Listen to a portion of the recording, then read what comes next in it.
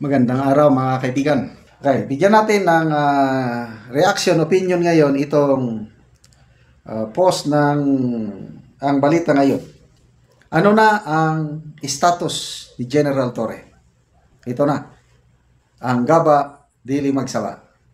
Title, General Torre nasa floating status.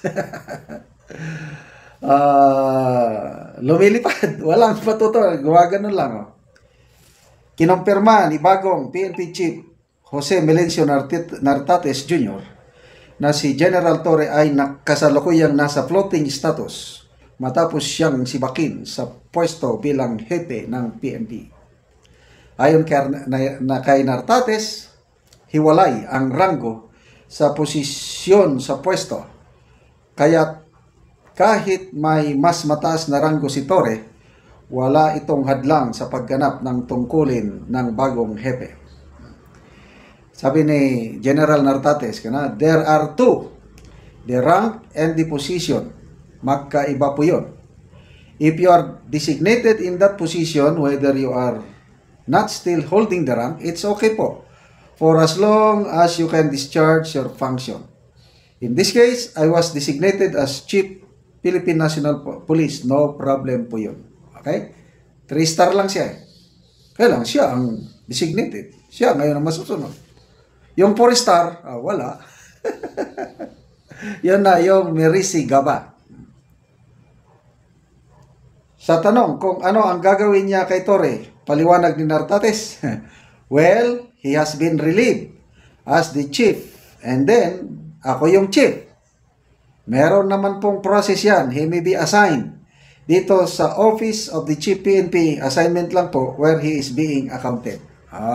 So, under na ni General Nartates si General Torre kasi assigned siya sa Office of the PNP Chief.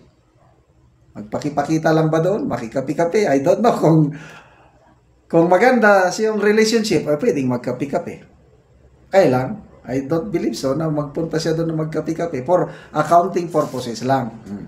So, nangyari na pala yan nung PNP Chief si Senator Lacson, sinelaysay niya. Ang pinalitan niyang PNP Chief, nakalimutan ko na, mas senior sa kanya ng 4 years sa PMA. Tapos matagal pa bago mag-retire. So ang inalis nga PNP Chief, inalis ni President Erap Estrada, ayaw mag-retire. So, nandun lang siya sa Camp Crame. Siya pa ang tumira sa White House, yung tirahan ng PNP Chief. Ayaw malis eh. 4 years senior, class 71 si Senator General Lacson. So, ito, class 67. Tama ba? 7, 68, 69, 70. Ayan, 67. Ayaw malis. Pinabayaan lang din daw ni Senator General Lacson noon. Pinabayaan lang niya. I don't know kung saan tumira si General Lacson. He performed his job as PNP Chief, 3-star General. Matagal-tagal daw.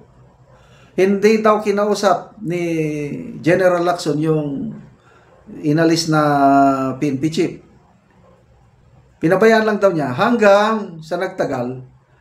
Siguro na naumay o nagsawa na rin yung 4-star General. Kusang loob na lang siyang nag-retire, early retirement, but after so many months. Yun.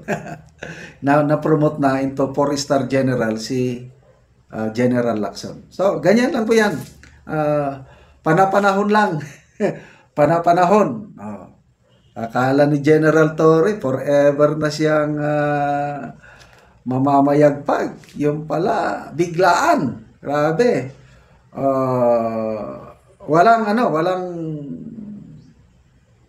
Walang nag-akala na ganitong mangyari kay General Torre. Ako, nakita ko lang na may problema. Yung hindi niya pagsunod sa utos ng Napolcom, sabi ko, problema ito. Ano kaya mangyari? Ganon, pataasan ng ihi. Hindi ko akalain nahahantong sa sisipakin siya ng unceremoniously.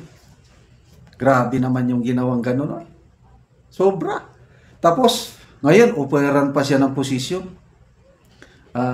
Iwan ko na lang kung tatanggapin ba niya. Kung ako, ayoko nang tatanggap ng ano. Kung ganyan man lang, ang maganda sana, wag nilang sinipak. Kawawa naman yung tao. May damdamin pa rin yun, di ba? May pamilya na nasaktan, napahiya, whatsoever.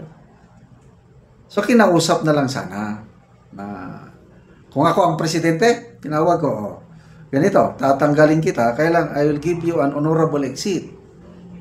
Bibigyan kita ng posisyon, ito, kung gusto mo. Para hindi ka mapahiya, resign. Ang dahilan mo lang para tanggapin mo ang ang posisyon na ito. Oh. So, happy ang lahat kung gano'n. At least hindi naman kawawa sa taong bayan ang imahe ni General Torre na sikat na sikat, kunuhay, nakasakay yung convoy niya. Grabe yung convoy niya. Oh. Last glorious moment ng PNP chief yung convoy. Mo parang presidente, sobra pa sa presidente. Yung pala, after ilang araw, sisibakin na siya. So, good luck po, General Torre. Sana, magawa nyo ang tamang desisyon kung mag-retire na ba kayo, tatanggapin nyo ang offer, or stay behind. Pwede lang din. Matagal-tagal pa naman ang serbisyo. Tatanggap ka ng eksaktong sweldo ng 4-star general. Magkano ba ang sweldo ng 4-star general? Estimate ko lang ito Baka aabot na ng 200,000 per month ang sweldo ng isang 4-star general. Okay. Salamat mga kaibigan sa inyong pagsubaybay sa ating channel.